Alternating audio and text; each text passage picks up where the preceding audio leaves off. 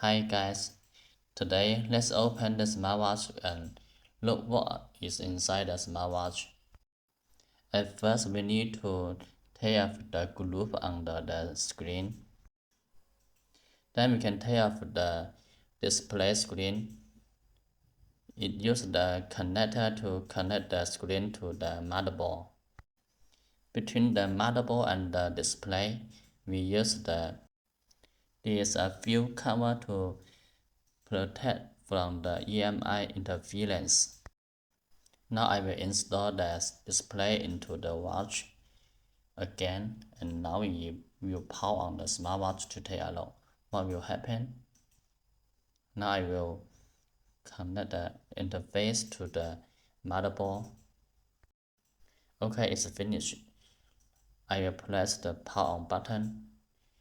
You can see the smartwatch working and the display is turned on. The backlight is turned on.